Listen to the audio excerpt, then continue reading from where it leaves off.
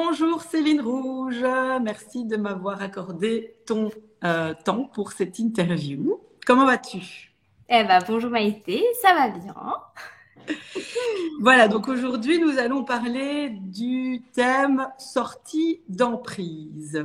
Alors déjà, la première question que j'ai à te poser et que j'ai à te demander, c'est est-ce que tu peux te présenter en quelques mots et puis raconter ton histoire par rapport à cette fameuse sortie d'emprise?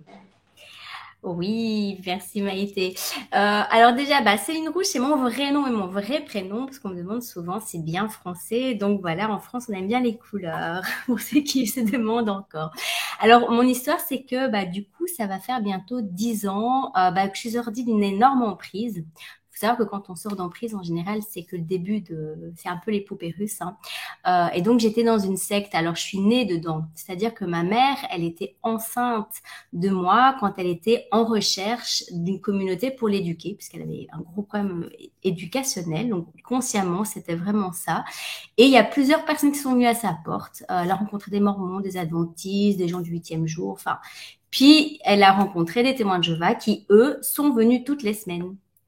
Et donc, un jackpot, cette persévérance a fait qu'elle est rentrée dans cette communauté. Et donc, quand elle est devenue témoin de Jéhovah, j'avais 1 an.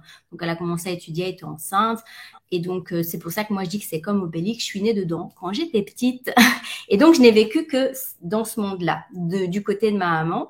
Et du côté de mon père, parce qu'ils vivaient pas ensemble, là, c'était l'inverse. Lui, il était dans le libertinage, pas de règles, pas de code. Donc moi, j'ai vécu les deux extrêmes en fait. J'ai vécu le truc très rigide, ma mère étant aussi très extrémiste, parce qu'il faut savoir que dans les mouvements sectaires ou religieux, il y a des gens qui sont plus cool que d'autres. Donc si vous avez des parents qui sont extrémistes dans un mouvement extrémiste, c'est chaud quoi. Donc voilà. J'ai grandi dedans, je me suis fait baptiser, donc je suis moi-même devenue témoin de Jéhovah à mes 13 ans et demi. Je me suis mariée à mes 17 ans et demi avec un témoin de Jéhovah qui est toujours mon mari. Donc jusque-là, je l'ai vraiment choisi, on s'est choisi. C'était pas un mariage Forcément. prévu. Donc j'étais, moi je vois, on peut encore choisir, hein, ça va. Mais il y en a qui prennent n'importe qui par dépit parce que sinon ils ont personne. Donc c'était pas mon problème à moi. Et puis donc on a eu 3 enfants au sein des témoins de Jéhovah qui ont d'ailleurs des noms très très bibliques, donc on passe pas inaperçu au niveau de leurs prénoms. Et quand donc j'avais 33 ans, c'est marrant parce qu'en plus c'est l'âge de la sacrification du Christ, donc c'est très Oui. rigolo. C'est à 33 ans que moi je me suis éveillée et le choc que moi j'ai eu, c'est vraiment au niveau du problème de la pédophilie, puisque il y a des hommes qui me demandaient clairement d'être seule avec mes filles sans raison valable, et donc je me suis battue pendant 1 an et demi par rapport à ça. Et on a vécu beaucoup de choses. Donc, il y a une vidéo qui parle de Ouais. tout mon parcours, donc je ne vais pas rentrer dans les détails. Et mon mari, à côté de ça, il vivait autre chose. Et donc, le fait que moi, dans mon corps, j'ai ressenti qu'il y avait des choses et que là, j'étais vraiment à l'écoute de ça. Là, mon objectif, c'était de protéger mes enfants. Et ce qu'on me demandait, ça allait au-delà de ce que je pouvais accepter. Puisqu'il faut savoir que dans les sectes, on coupe beaucoup votre côté émotionnel et instinctif pour justement contrôler votre mental. Là, c'était juste corporellement, psychologiquement impossible. J'ai compris pourquoi après, parce que moi-même, en fait, j'avais vécu les abus, donc quelque part, mon corps, il me disait alerte, alerte, même si tu comprends pas, il y a vraiment des choses. Et plus tard, quand on était voir la police, ils nous ont dit, bah oui, effectivement, les 2 personnes que vous avez peur, ils sont vraiment, clairement, c'est des pédophiles, quoi. Donc, voilà. Et même le policier était pas du tout croyant. Il nous a dit, Dieu vous a protégé. Donc, même que lui était pas croyant, il m'était quand même là-dessus. Donc, voilà. Bon, elles ont été protégées, mais pas 100%.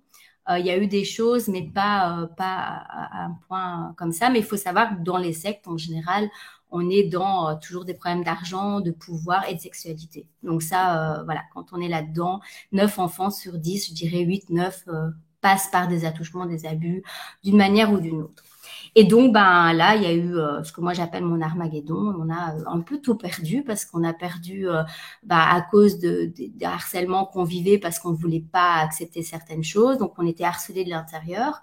En sachant que quand vous êtes dans une emprise forte comme ça, vous n'avez pas d'amis à l'extérieur, vous n'avez pas d'autres codes. Donc, comme moi je suis née dedans, ma seule vision de la vie, c'était ce que eux me donnaient.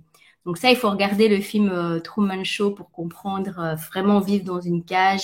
Il n'y Ouais. a pas d'autres pères que ceux qu'on vous a donnés, qui sont d'ailleurs complètement inversés. Et donc du coup, quand on est sorti de là, c'était très difficile. Comme à 33 ans, tu as eu ton éveil et que tu t'es rendu compte qu'il y avait quelque chose qui clochait, la question, hein, c'est comment ça se fait? Parce Ouais. qu'il y en a peut-être beaucoup qui restent coincés de par cette peur, de par, en fait, en général, de par la peur de sortir. Donc, comment ça se fait que, je vais dire entre guillemets, tu as osé assumer le fait que non, tu n'allais pas donner tes filles et que non, c'était no way, quoi, et qu'il fallait Oui. sortir de là. Alors, je dirais qu'il y a deux choses. La première qu'il faut savoir, en général, c'est que on sort d'une emprise quand l'inconfort est plus grand que l'avantage. Donc, en fait, quand vous êtes dans une communauté, il y a ce sentiment de lien d'appartenance, vous avez des avantages, on vous donne des espoirs, des choses comme ça. Donc, il y a ce qu'on appelle le baby boomer, donc on s'occupe beaucoup de vous, il y a de l'entraide. Tant que tout ça surpasse les inconvénients, pas de raison de sortir. C'est vraiment le confort du cocon, en fait. Et puis, à un moment donné, vous avez plus ça. Donc, vous avez et les inconvénients de l'esclavagisme, quelque part de la secte, et vous n'avez plus les avantages. Et donc, vous avez l'autre inconvénient puisque les personnes, elles se retournent contre vous. Donc, vous vivez l'harcèlement, la persécution. Et donc, quand il n'y a plus d'avantages, le corps et le psychique, il se dit, en fait, qu'est-ce que je fous là? Puisque finalement, je ne fais pas bien. Et donc, en tombant en dépression, on sort de la pression, on se remet en question. Alors moi, l'avantage, c'est que comme j'arrivais plus à aller aux réunions, donc c'est quand même 3 fois par semaine, l'endoctrinement, il se dissout et donc du coup les connexions dans le cerveau, ils se disent ah mais tiens, il y a ça qui va pas. Donc on s'autorise en fait à ce qu'on a ressenti. Là, on essaye de chercher à comprendre pourquoi. Et donc naturellement, je dirais même, moi j'ai lu des livres, des choses comme ça, mais même sans voir des films et sans lire des livres, déjà naturellement le cerveau il refait ses propres connexions, il se dit il y a des trucs qui sont pas cohérents, on dit ça mais on fait l'inverse. Donc on n'a plus la tête dans le guidon et donc on prend du recul et on comprend les choses autrement. Donc il y a déjà cet aspect-là, ce que nous on vivait parce qu'en fait finalement on n'avait plus personne, ce qu'on appelle l'amour chrétien, il y avait plus rien, nada. Donc quelque part, même on avait à un moment donné même plus rien à manger, là il y avait même plus d'aide, c'était vraiment démerdez-vous. Donc là on se dit l'amour du Christ, bof quoi. Alors que nos enfants, ouais c'est quand même nous à la rigueur ça va, mais les enfants. Donc là on voit qui sont les gens et c'est ce qu'on appelle la face cachée qu'on voit pas Le d'habitude. Donc voile il y avait des illusions. Il se voilà. lève.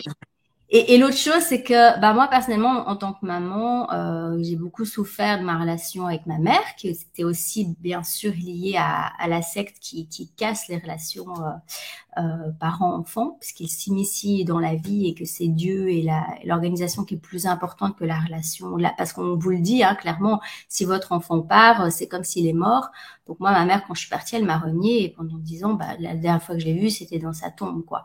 Donc il y a plus l'amour pour Dieu doit surpasser en fait l'amour des parents. Et ça, moi, c'est quelque chose que je suis très très maternelle, peut-être un peu trop, mes filles me disent. Mais du coup, c'était pas possible pour moi d'accepter ça. Donc affectivement, on me demandait de faire quelque chose qui était à l'encontre de mes valeurs. Et donc là, et c'est ça, je pense, qui aide les gens, c'est un peu ce que j'appelle les carrefours de vie. Quand vous êtes dans un carrefour où là, c'est vous avec vous-même, si vous prenez pas ce carrefour, le prochain carrefour, il va être encore plus violent. Et nous, on avait déjà eu un carrefour 8 ans avant, où on avait déjà dû déménager de ce qu'on appelle des congrégations, d'une salle, comme on peut dire, à une autre, une classe, un genre de classe comme ça, parce qu'on avait eu déjà ce même problème-là. On n'avait pas compris à ce moment-là et on s'est accroché, en fait. Donc, on s'est dit, le problème, il est dans cet endroit et donc on est parti dans un autre. Et plusieurs années après, c'est exactement le même problème, mais là, pas pour quelqu'un d'autre, mais pour nos enfants. Parce qu'avant, on avait dit qu'il y avait des choses, qu'il y avait de l'inceste. D'ailleurs, une personne avait été en prison, donc nous, on avait dénoncé ces choses-là. Et donc, voilà, ça s'est passé avec d'autres familles. Et là, c'était notre famille qui était là. Touché. Voilà, qui était touché. À savoir que le papa de mon mari a été condamné pour inceste. Donc nous, dans notre famille, on avait cette sensibilité-là. Mon père, mon mari ont été dans les homes. Et dans les homes, c'est pareil, c'est comme dans les sectes, il n'y a aucune protection de l'enfant. Donc là, vous y passez. Donc dans ma famille, cette relation de viol, d'abus, c'est imprimé dans nos gènes et donc c'est quelque chose que moi, perso, c'était pas question d'accepter ça. Et ma mère m'avait éduquée dans ce sens. Et c'est ça que j'étais très étonnée quand je suis partie être témoin de Jéhovah parce que je dis, je pars pour protéger tes petites filles. Elle m'avait dit jamais être seule avec un homme. Et là, elle me dit, oui, mais non, là, ça ne s'applique pas. J'ai dit, pourtant, depuis que je suis enfant, tu m'as protégée par rapport aux hommes en général. Et là, tu me dis, ah oui, non, mais pas dans... Et là, je me dis, là, il y a quelque chose qui va pas. Donc, quelque part, elle m'a quand même transmis, elle a voulu, elle, casser un cycle qu'elle n'a pas réussi à casser, mais elle avait eu quand même cette volonté-là pour ses petites filles. Mais le jour où moi je l'ai fait, je me suis dit, là, il y a quand même quelque chose qui va pas, parce que je lui obéis, et puis en fait, elle me dit, non, c'est plus d'actualité. Donc, mais voilà, mais pour moi, c'était important de casser ce cycle. Et donc, la seule manière de le casser, c'était de dire non. Et quand on dit non chez eux, on est mis dehors, tout simplement. Ça, c'est là où on voit l'emprise. Hein. Quand on est qui on est et qu'on vous dit non, on n'accepte pas qui vous êtes et qu'on vous ostracise, parce qu'on peut vous mettre dehors sans vous ostraciser, c'est deux choses différentes. On confond souvent excommunication et ostracisme. C'est pas spécialement ensemble. On peut être excommunié ou exclu de quelque chose, se désinscrire de quelque chose sans être ostracisé. Hein. C'est pas pareil. Et donc voilà. Donc du coup, en étant sur mon chemin de vie pour mes enfants, et c'est souvent ce que je dis souvent aux personnes, c'est que c'est l'amour pour ses enfants, souvent, ou pour son conjoint, qui fait qu'on sort de l'emprise. Et puis, à un moment donné, ça doit être de l'amour pour soi. Mais ça commence souvent par l'amour pour sa famille. Très beau. Et une fois que vous êtes sortis, toi et ton mari, de là avec tes 3 filles, comment vous avez dû un peu reprendre des repères et comme tu disais que tu étais sans rien et que c'était quand même assez compliqué. Je mettrai la vidéo où tu expliques tout ça en détail, en lien. Mais la question ici que je me pose, c'est comment ça a été une fois que c'était fini pour vous, la secte, et que vous êtes sortis de là, quoi. Ouais. Ça a été un peu, donc moi, ce que j'appelle dans les groupements religieux chrétiens, on parle de la grande tribulation et d'Armageddon. Donc la grande tribulation, c'est un peu comme quand on va accoucher, les contractions, c'est tout ce qui se prépare. Et Armageddon, c'est la guerre finale de Dieu. Bon, moi, je l'ai déjà passé. Parce que finalement, quand on est sorti, en fait, c'était le néant. Il a fallu tout reconstruire. Donc, on a même dû déménager. On nous avait proposé un logement juste à côté de la salle des témoins de Jéhovah. Là, je leur ai dit, non, là, ça va pas être possible. Donc, on a dû refuser un logement social en sachant qu'il faut 10 ans d'attente. Et heureusement, on a réussi à en avoir un 4 mois après, à un autre endroit. Donc, ça a été positif. Mais c'est vrai qu'on avait tout perdu. On avait perdu la voiture, le logement, au niveau des repères. Tout on avait était perdu payé le par travail. Tout était payé par eux, en fait.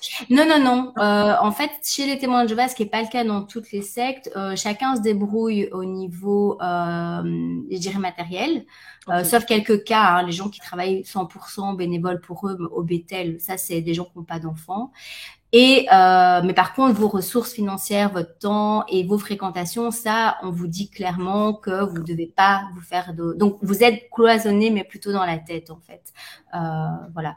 Et donc du coup, oui, on a dû tout faire. Et puis on avait changé d'école nos filles avant, parce qu'en fait, avant de sortir de cette emprise, on s'était rendu compte que l'école, il y avait un gros problème aussi au niveau de l'emprise mentale. Donc il y a eu d'autres sorties d'emprise avant, au niveau médical, au niveau de plein de choses.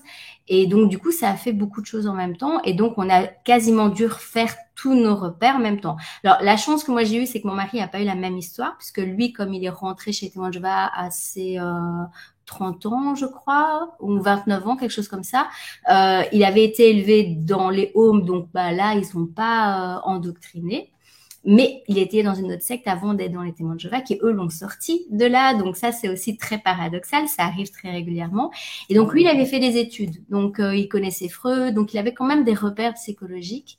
Et donc ça a été quand même un soutien, parce que je vois qu'on n'a pas eu le même parcours pour la reconstruction.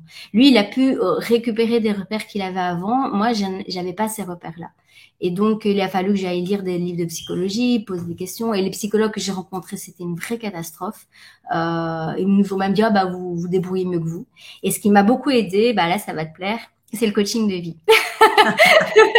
C'est Jung, quoi. Parce que, en fait, Jung, avec le ouais. coaching de vie, j'ai trouvé une réponse en moi. Et donc, la psychologie freudienne, moi, elle me faisait un peu peur parce qu'il y a quand même des extrémistes aussi dans ce genre de psychologie où tout est lié au même problème.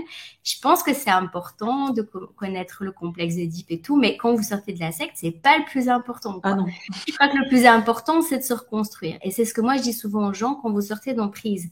Si tu as besoin de voir un psy parce que tu n'as pas des meilleurs amis, ok, va voir un psy, mais reste pas là-dessus. Parce que tu ressasses le passé, t'as pas de présent, t'as pas d'avenir.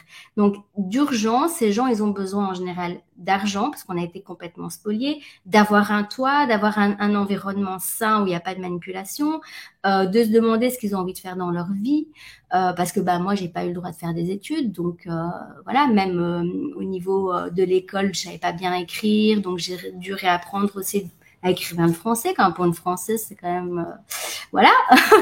Donc le coaching, ça m'a permis de me dire directement de mettre en action et de comprendre aussi les mécanismes. Alors ça, c'est plutôt la PNL qui m'a aidé. Les mécanismes aussi, pourquoi on a des idées suicidaires. Et donc j'avais fait une vidéo là-dessus aussi pour expliquer. Et il y a beaucoup d'ex-témoins de Jéhovah qui m'ont dit que ça les a soutenus parce qu'en fait, quand on a des idées suicidaires, c'est tout simplement qu'on a tellement un trop plein. Parce que moi, je me voyais passer sous des trains et tout. Puis je me dis, mais merde, j'ai 3 filles. Et donc, le fait de me dire, j'ai 3 filles, j'ai un mari qui lui aussi avait des idées suicidaires, qui étaient vraiment pas bien. Et quand vous appelez les psychologues, ils vous disent, oui, j'ai un rendez-vous pour vous dans 3 mois.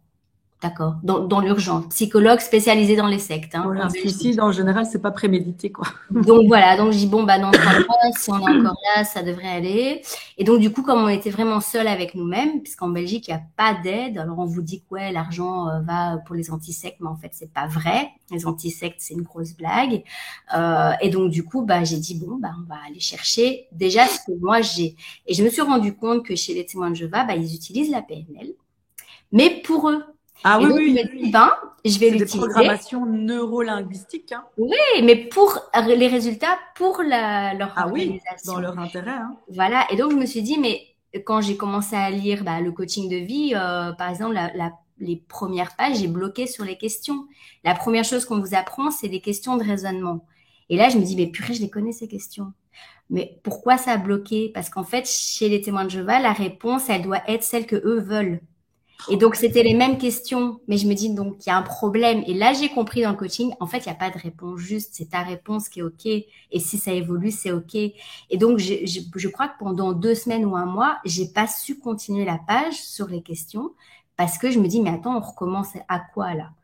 Jusqu'à ce que je comprenne qu'en fait, la PNL, c'est OK, seulement elle a été utilisée à mauvais escient. Et donc, je me la suis réappropriée. Et donc, en fait, les 90% du cours, je le connaissais. Ah bah oui. Et Mais dans oui, le et ça a mauvais été sens. vite. J'ai passé en 3 mois mon diplôme. Même ma prof, elle m'a dit, waouh, j'ai jamais vu ça. Je dis, bah, en fait, j'étais à bonne école. Mais il a fallu que je débloque Quelque déjà chose. comment on utilise tous ces outils, c'est pas normal, quoi. En Donc fait, voilà. comme si tu t'étais un peu déprogrammé de cette programmation que tu as eue Oui, pendant toute ta jeunesse jusqu'à tes 33 ans. tout à fait. Et surtout de connaître le processus.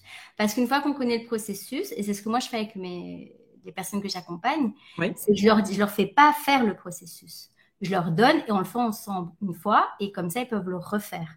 Parce que alors les outils de coaching PNL, psychologie sont super pour des Oui. gens normaux, mais si vous avez des gens qui ont été sous emprise, ils vont se dire il y a quelque chose qui va pas. Et c'est ce que moi j'ai vécu. Et donc je leur dis clairement, voilà le processus, on va le faire ensemble. Et c'est la même chose pour quand toi tu vas avancer. Donc je donne les outils en fait aux personnes pour qu'elles puissent se déprogrammer et se reprogrammer en conscience. Et donc oui, donc j'ai fait de l'auto-coaching finalement. Mais de temps en temps, on a quand même besoin d'autres. J'ai fait beaucoup de choses de manière autonome, et puis à un moment donné, bon, on s'épuise parce qu'on est beaucoup dans la bataille. Ouais. Et donc, je dirais que c'est important quand on sort de l'emprise d'aller rapidement voir des bons coachs pour pouvoir poser des objectifs et voir rapidement qu'il y a des choses qui se débloquent pour soi. Et Ouais. après, on peut retourner voir le passé. Mais il faut quand même qu'il y ait une base solide. Parce Ouais. qu'il faut quand même se rendre compte que quand on sort d'une emprise, alors moi j'ai eu mon beau-père qui était pervers narcissique, mais vraiment parce qu'il y a beaucoup de faux diagnostics. Moi il a vraiment tous les symptômes et je l'ai encore vécu à l'enterrement, où il m'a même pas invité d'ailleurs. Donc du coup pour moi c'était vraiment faire confiance à quelqu'un d'autre, c'était compliqué. Donc j'ai dû aller d'abord voir qu'est-ce que la personne fait. Quand j'allais, tu vois, par exemple, quand je vais à un nouvel endroit comme le yoga ou quoi, je vais d'abord vérifier comment la base et je vais voir si la personne elle l'utilise bien. Maintenant ça va mieux, mais à l'époque je devais savoir un peu tout l'outil avant de pouvoir faire confiance. Donc il faut savoir que voilà, les personnes qui sortent d'emprise, elles ont plus confiance. Donc il faut être avec eux, il faut être limpide. Il faut pas commencer à utiliser des outils sur eux sans leur dire. Parce que ils vont se ressentir manipulés tout simplement. Ah oui. C'est très fin hein, la nuance entre Ouais, ouais, ouais. accompagner et manipuler quoi. Bah, c'est tellement fin que la plupart des gens, et je pense dans le monde, ne se rend pas compte qu'il est manipulé et qu'il est Mmh, manipulable en fait, et qui ouais, des fois même manipule. Enfin, je veux dire, on a tous cette place, quoi. ouais. À différents degrés, bien évidemment. Tu as parlé de l'emprise sous une secte, alors j'aimerais bien aussi, si tu pouvais nous détailler, parce que c'est un peu déjà que tu nous détailles un petit peu ton travail chez Copa, qui est ton assoce avec laquelle tu bosses, et avec qui, je pense, tu aides tous les gens sous emprise. Et puis un petit mot sur l'emprise, qu'est-ce que c'est en général? Que l'emprise, elle est générale et elle peut être même au niveau mondial, Mmh. gouvernemental, dans les entreprises, avec ton patron, dans ta famille, enfin partout. Est-ce que tu pourrais nous donner quelques petites astuces, outils, mots là-dessus? Ok. Alors d'abord, juste pour l'association Chocopa, parce que moi j'aime beaucoup le chocolat et on le confond des fois, mais c'est l'acronyme de chenille, cocon, papillon. Et donc ça veut dire, en fait, le cocon, c'est quand on est sous emprise, et le papillon, c'est quand on aide la personne à sortir toute seule de son cocon, donc de se transformer. Donc on est vraiment dans de la résilience. Et donc on a un site qui s'appelle sortie d'emprise, donc tout au pluriel.com, qui là donne tous les outils gratuitement, les articles et tout ça. Voilà. Et donc, Chocopa, c'est de la même association, bien sûr, mais là, on donne des outils pour aller vers autre chose. Alors, ce qu'il faut savoir pour l'emprise, c'est que effectivement, d'abord, il y a des degrés différents. Moi, je dis toujours aux personnes parce que quand on sort d'une secte, sincèrement, on a besoin d'autres sectes. On peut pas sortir d'un cocon, aller tout nu comme ça dehors. En fait, ça fonctionne pas. Alors nous, on a eu pendant quand même un an 20 ou 25 sectes qui sont venus nous proposer de rentrer chez eux, francs-maçons, scientologues, mais vraiment évangélistes, à notre porte et tout. Hein. Mais Et donc, nous, ils vous connaissent alors, en fait. Ils savent dès qu'on a vous êtes expliqué notre curieux. situation, ils se sont révélés. Alors c'est marrant. D'accord. Oh, là, c'est vrai, c'est une secte, hein, les témoins de Jéhovah. Mais nous, pas. Nous avons la vérité. Et bon, D'accord. là, j'ai rigolé parce que ça, quand quelqu'un te dit j'ai la vérité, ça, c'est toujours sectaire. C'est l'esprit fermé. Hein. Et donc là, nous, on s'était dit avec mon mari, on attend un an pour voir, on se laisse un an. Puis au bout d'un an, on s'est dit, mais qu'est-ce qu'on est bien sans communauté enfermante. Donc, on est resté à religieux, voilà, à politique, à religieux. Mais donc, pour répondre à ta question, ce qui est important de savoir pour l'emprise, c'est que la première secte, en fait, c'est la famille. Et c'est normal. Ça, c'est dans l'ordre naturel des choses. Parce que papa et maman, ils ont des codes, ils ont des règles qui sont les leurs. Alors, jusque-là, il n'y a pas de souci, mais quand leur règle devient le on ne fait pas ci, on ne fait pas ça, on ne prend pas sa responsabilité. Et donc là, on fait croire à nos enfants que nous sommes la loi de tout le système. Et donc, moi, j'encourage les parents à dire, dans ma maison, je n'autorise pas qu'on fume parce que je n'aime pas la cigarette. Point. C'est ta règle et cette règle, elle va être remise en question à l'adolescence. En espérant que, voilà. Et ça, c'est sain. Donc, normalement, dans une famille saine, quand on est ado et que, comme dans ce que toi tu fais, qu'on soit homosexuel, qu'on a envie de se teindre les cheveux en bleu ou des choses comme ça, c'est l'acte de rébellion qui permet de grandir. Ce qui est interdit dans les sectes, puisque dans les sectes, on ne peut pas faire d'adolescence. Quand vous faites votre crise d'adolescence, on vous dit que vous êtes le mal en personne. Vous n'écoutez pas les règles et ça, c'est pas bien. Donc, les règles, elles sont faites pour sécuriser, mais quand on grandit, il faut les casser, ces règles. Sinon, vous n'avez pas votre propre personnalité. Vous êtes la projection de vos parents et ça, c'est pas bon. Et donc, pour prendre votre autonomie, il faut casser certaines règles. Alors, voilà. Donc, il faut être un peu parent méchant aussi pour, être dans la résistance aussi en tant que parent. À certains niveaux, c'est important, mais laisser l'enfant, voilà, faire sa rébellion, c'est important. Donc, je dirais que les sectes, il y a plusieurs. La définition du mot secte, elle est quand même assez parlante. C'est avoir un esprit fermé. Qui dit fermé dit pas de porte de sortie. Et c'est ça, hein, l'emprise, en fait, c'est que on vous fait croire qu'il y a une porte de sortie. Donc souvent, on va vous dire, mais tu es libre. Oui, tu es libre de sortir, mais si tu sors, bah, t'es banni, donc tu meurs, en gros. Puisque Ah dans ouais, les ouais, lois d'avant, quelqu'un qui était banni partait dans le désert, bah, pas beaucoup de chances de survie. Donc le rejet, c'est quand même, le rejet, l'abandon, c'est quand même les deux grandes lignes directives qui font que au niveau survie, tu te dis, ben, si je pars, je meurs. Parce qu'en plus, c'est ce qu'on vous dit depuis que vous êtes né. Si tu n'obéis pas à Dieu, tu seras détruit. Donc, en gros, tu te condamnes. C'est de la magie ouais. noire, hein. Ça, c'est, Ouais. voilà. Et les parents, c'est Dans pareil, la hein. tête. Si tu suis pas le chemin que je t'ai demandé de suivre, je coupe les vivres. Donc, le chantage, il est là aussi. Donc, avoir l'esprit fermé, c'est croire qu'on a la vérité, la seule et unique vérité. Et j'ai encore été contactée hier par une personne qui m'a dit, oui, toi qui es éveillé, regarde, il y a une personne qui dit, pour revenir à l'ancien, à l'âge d'or, revenir à l'âge d'or. Je fais, oh, mais l'âge d'or, c'est franc-maçonnique, hein, c'est témoin de Jéhovah, c'est franc-maçonnique. Le nouveau monde, le monde nouveau, ce sont des mots qui viennent des francs-maçons. Vous pouvez prendre leur livre, vous pouvez prendre la Bible des témoins de Jéhovah, qui est traduction du monde nouveau d'ailleurs. C'est l'impulse que eux veulent apporter vers la technologie transhumanisme. C'est ça, hein, leur Ouais. nouveau monde.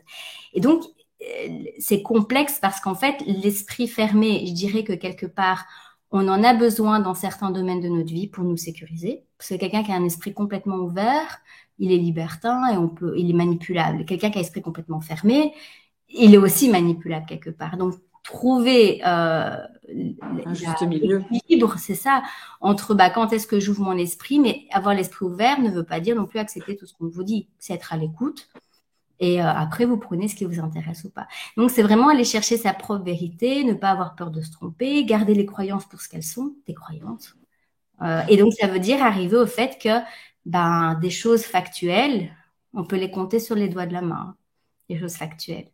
Donc Ouais. voilà, et remettre en question, et c'est ça qui est le plus complexe, je dirais, qu'on sort, c'est que quand vous avez des codes, des dogmes, c'est clair, net et précis. Dieu s'appelle un tel, son fils c'est un tel, c'est facile. Quand vous vous posez des questions, tu dis oui, mais alors si ça c'est pas là, alors ça, oui, mais alors en fait est-ce que Dieu existe? Est-ce que la Bible c'est la parole de Dieu? Mais alors en fait est-ce qu'on a vraiment besoin d'un code? Et en fait il y a tout qui se remet en question et vous n'avez pas de réponse. Et donc, c'est beaucoup plus intéressant pour un humain, dans sa sécurité intérieure, d'avoir des réponses toutes faites. Et donc, pour sortir d'une secte, il faut accepter d'être dans je ne sais Le pas. néant. Ouais. C'est ça. Et ça, c'est inconfortable. Mais sur le long terme, c'est là comme ça qu'on peut avoir l'autonomie aussi, parce que c'est dans le vide qu'on vole, hein. C'est pas sur une C'est fleur vrai. montagne. Donc voilà. J'aime beaucoup cette métaphore. Voilà. Et donc, oui, des emprises, on va en avoir sur différents niveaux. Donc, moi, les personnes, quand elles sortent d'une secte et qu'elles veulent aller dans une autre communauté, je leur pose toujours la question, assure-toi que tu puisses sortir facilement. Qu'est-ce qui va t'en coûter de sortir? Et donc, finalement, tu peux tomber dans des endroits qui peuvent être un peu sectaires, beaucoup sectaires, mais c'est vraiment ta manière d'être à toi et l'autorisation que tu vas te donner de partir quand toi tu le penses avec le moins de conséquences possible, qui va montrer la dangerosité de la secte ou pas. Donc tu rentres, tu sors facilement, bah, c'est une communauté de personnes, moi c'est ce que je vis dans l'entrepreneuriat, qui est moins familial, ouais. Il y a des endroits où bah, tu as un peu un numéro et c'est moins familial. Il y en a d'autres où c'est extrêmement familial, et donc là on rentre dans de la fusion et c'est plus difficile en fait quand on vient pas de justifier des choses comme ça. Donc, le libre arbitre, c'est important, mais il y a des personnes qui, voilà, dernièrement, qui m'a dit, oui, je suis dans un autre endroit, et là, je me sens libre. Sauf qu'elle croit quand même ce qu'on lui a enseigné. Mais bon, mais c'est des étapes, donc c'est tout à fait normal. Je dirais que moi, s'il y a une personne qui sort d'une secte très très dangereuse, bon, il y a encore plus dangereux que les témoins de Jéhovah. Les témoins de Jéhovah, c'est dangereux au niveau psychologique, donc c'est de l'autodestruction.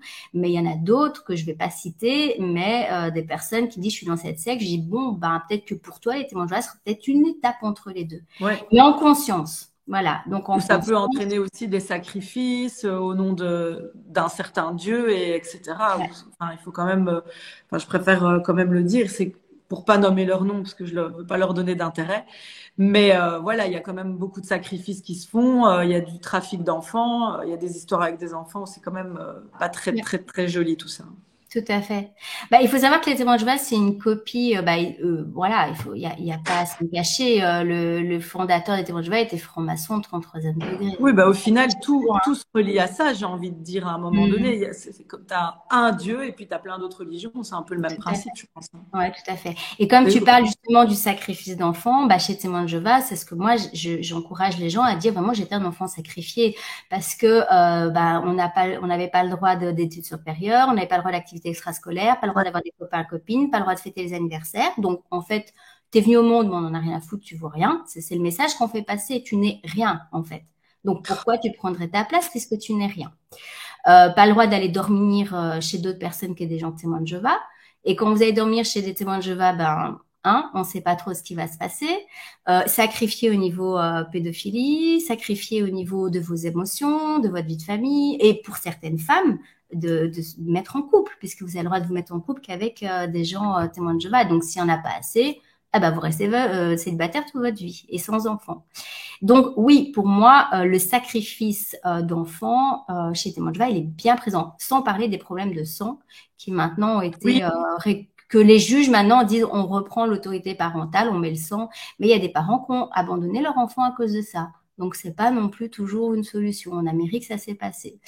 Voilà, c'est pas en Europe, ce sera pas le cas, mais il peut y avoir des graves problèmes après de rejet vis-à-vis de l'enfant inconsciemment. Donc, c'est plus insidieux que d'autres endroits où ce sera plus clair, mais bah, c'est pas mieux non plus. Et pour moi, voilà, c'est la suite, en fait, de tout ouais. ça, de sacrifier les enfants. Et on sait qu'un enfant qui va mal, c'est un adulte qui va mal plus tard et qui aura des difficultés avec ses propres enfants. Donc, c'est comme ça qu'on détruit la famille, qui est une bonne secte en soi quand elle va bien et qui permet de se construire. Tes accompagnements chez Copa, tu aides les personnes sous emprise, elles viennent vers toi te contacter et puis bah, tu les aides comme tu peux. Oui, alors en fait, il y a deux Comme elles phases. veulent. Il y a la phase de, donc comme tu disais, bah, il n'y a pas que les sectes, hein, parce qu'en fait, qui peut le plus, peut le moins, Le monde. comme on dit. Donc je me suis aperçue que finalement, bah, les sectes, c'était toutes les caractéristiques en une, mais qu'en fait, si on découpe ça, bah, dans les écoles, dans le travail, en fait, tout ce qui est boîte, hein, quelque part, et bah, il y a de l'emprise. Alors les jeux relationnels, il y en a. Après, ça peut être inconscient, et la différence entre un pervers narcissique et une personne normale, c'est la remise en question. Quelqu'un qu'on lui exprime les choses qui veulent se remettre en question. Il y a beaucoup d'espoir qui est quand même 99% des gens. Il faut quand même le rappeler. Hein. Il y a très peu de gens vraiment pervers sur Terre. C'est beaucoup des problèmes. Ouais, non, parce que les gens qui viennent dire ouais, j'ai pervers narcissique partout, je dis non, ça c'est pas vrai. Il faut d'abord vérifier la communication relationnelle, chose qu'on nous a pas apprise. Et donc dans notre association, on a deux pôles. On a la pôle qui est dans l'urgence, c'est-à-dire bah, quelqu'un qui sort d'une secte ou d'un gros problème de manipulation, bah on lui offre une consultation gratuite où je vais lui proposer, je vais discuter avec elle pour voir déjà voir le diagnostic, voir son cas, lui donner des conseils par rapport à ce qu'elle vit en fonction de son niveau de conscience. Est-ce que c'est de la lecture? Est-ce que c'est voilà. Et donc ça c'est totalement gratuit. Et puis ceux qui le souhaitent, soit je les dirige vers des personnes près de chez elles en présentiel ou qui font de l'accompagnement, soit elles peuvent se faire accompagner par moi. Alors moi, il faut savoir que j'utilise deux choses importantes, c'est la PNL, mais pas sur la personne, mais je lui donne les outils. Et puis donc le coaching de vie et les constellations familiales et systémiques. Parce que je remarque beaucoup de personnes qui me disent, ils ont fait un travail sur elles, hein, même avec des très bons psychologues, parce qu'il y a des psychologues qui continuent à se former. Donc ça, c'est des bons psychologues qui font de l'hypnose, qui font du coaching. Il y en a quand même de plus en plus. Et donc ces personnes, si tu veux, eh bien, quand elles viennent me voir, je leur dis, oui, il y a des gros problèmes de trauma liés à la secte, ça c'est clair. Mais pourquoi tes parents étaient dans une secte? Et c'est ça la question qu'on se pose souvent, qu'on oublie de se poser souvent. Et est-ce que tes parents étaient sectaires? Comment eux fonctionnaient dans la secte? Est-ce qu'ils jouaient sur deux niveaux? Est-ce qu'ils étaient vraiment dedans? Parce que des parents qui jouent sur deux niveaux, qui sont hypocrites, en tout cas chez les témoins de Jéhovah, c'est encore pire hein, pour les enfants que des parents qui sont entiers et qui étaient sincères. Il y en a, ils savent inconsciemment, ils ne sont pas croyants. Il faut savoir que 90 à 95% des témoins de Jéhovah ne sont pas croyants. En fait, ils n'en ont rien à faire. Et des gens disent, oh, mais ils sont sincères. Non. Les gens sincères, c'est les gens qui sont malades en général, qui tombent malades, et c'est donc les gens qui sont sous emprise. Et les autres, ils sont là dans un club, en fait. Et quand vous grattez, que vous leur demandez Dieu, ils n'ont plus aucune loyauté quand il s'agit de leur affaire. Donc, voilà. Donc, les personnes qui viennent, il faut toujours faire la part des choses entre ce que la secte a eu comme impact et entre le relationnel avec les parents et les problèmes de tout à chacun liés à la famille. Et souvent, on relie tout sur la secte. Et ça, c'est une erreur. Parce que finalement, moi, c'est quand je me suis tournée vers le travail justement en En systémique, constellation. en constellation, je me suis dit, mais bon, en fait, ma mère, ouais, pourquoi elle était dans une secte qui était dans l'abus? Parce qu'elle-même a été abusée. Et pourquoi elle a été abusée? Parce que tac, tac, tac, et on remonte les générations, on dit, ah, bah ouais, c'est un problème cyclique. Donc, on se retrouve pas sous emprise, qui est donc clairement de l'abus, s'il n'y a pas eu des secrets de famille, des enfants cachés, des avortements, des choses comme ça, de la culpabilité. Une secte, elle peut pas prendre dans son filet des personnes qui sont bien construits, qui ont fait un travail sur eux-mêmes. Ils peuvent prendre beaucoup de types de personnalités, ça j'en parle aussi. Il n'y a pas de, il y a des sectes pour tous les goûts en fait. Hein, donc ils ont bien Tant mieux. pensé ça. Voilà, voilà. Donc il y a personne qui peut dire je suis à l'abri d'un mouvement sectaire. Mais quand il y a eu un travail qui a été fait, en coaching par exemple, en bon coaching, hein, pas parce qu'il y a aussi à boire et à manger, vraiment d'aller chercher en soi, d'aller du côté de Socrate, de se poser des bonnes questions, de remettre en question, de travailler sur ses peurs, peur de vivre, peur de mourir, peur de perdre, parce que tout ça fonctionne sur les peurs des sectes. Alors on peut travailler. Et ce que je voulais dire aussi qui est super important pour moi à dire, c'est que les sectes, elles sont très malines parce qu'en fait, elles travaillent toujours sur créer quelque chose de l'opposé d'elles-mêmes. Donc, par exemple, vous avez une secte très enfermante, comme les témoins de Jéhovah, avec beaucoup d'interdits, et ben vous allez avoir l'opposé qui va être, on va aller dans un monde de libre arbitre où tout le monde s'aime. Et ben, franchement, j'ai vraiment envie de dire aux gens, si c'est trop beau pour être vrai, c'est juste trop beau pour être vrai. Il y a aucun groupe, même avec les meilleures intentions qui soient. Je pense que toi, tu l'as vécu aussi. Même parce que l'humain, même avec les meilleures intentions qui soient, même s'il veut pas créer une secte, il est sectaire. Et donc, du coup, tant qu'on n'a pas les codes, quand on n'a pas travaillé sur son auto-manipulation, on va recréer à chaque fois un système sectaire. Et donc, c'est ce que moi, je vois depuis les histoires d'il y a 3 ans, qu'on va pas nommer covidesque. Eh ben, depuis ces histoires, il y a eu une explosion de gens qui ont créé des choses. Et c'est bien d'être contre quelque chose. Mais tant qu'on est contre quelque chose trop longtemps, on lui donne de l'énergie. C'est pour ça que nous, on n'a jamais voulu être une anti-secte. Parce que dit anti, dit je suis de l'opposé. J'ai pas envie.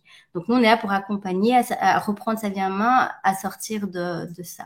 Et donc, tout ce qui est New Age, tout ce qui est développement personnel, mais de nouveau, ça explose les gens qui font du gourisme, quoi. Et moi, je dis aux gens, le gourou, c'est je me gourre où? Je l'aime bien aussi, celle-là. C'est gourou, voilà.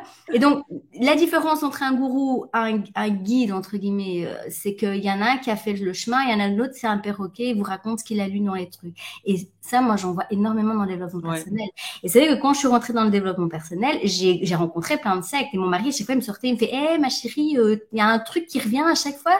C'est pas normal. Alors, c'était moins en moins fort. On pouvait sortir de plus en plus vite et on connaissait comment sortir. Mais j'ai vécu dans le développement personnel, mais des trucs, voilà, parce que même le tantra, c'est l'horreur, quoi. Donc, on vous prend un truc qui est pur à la base, qui est avec une volonté, et il y a des dérives, mais c'est effarant. Et donc, des deux côtés. Donc attention aux communautés. Moi, je sais pas si c'était là, mais on avait voulu créer un éco-village. Mais on avait mis des règles en disant, c'est un peu chacun chez soi, quoi. Voilà. Chacun chez soi, on cherchait un terrain. Et en fait, on s'est rendu compte donc, nous, on avait mis des règles de travailler sur les jeux de pouvoir, des choses comme ça, qu'on ne devait pas être trop nombreux et que c'était un peu comme, maintenant, quand même le côté individuel, même si c'est pas de l'individualisme, mais tout en collectif, non. Je donne des formations à intelligence collective et moi, la première chose que je dis aux gens, arrêter de croire que on va tous vivre les uns chez les autres, et ça c'est sectaire quoi. D'abord la famille.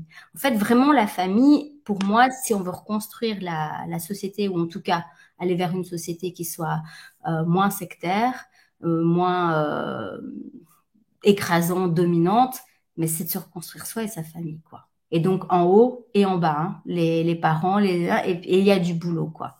Il y a du boulot. Waouh! Bah écoute, merci beaucoup Céline pour ton partage et ton témoignage. Et Ouais. quels conseils pourrais-tu donner pour clôturer ce superbe interview?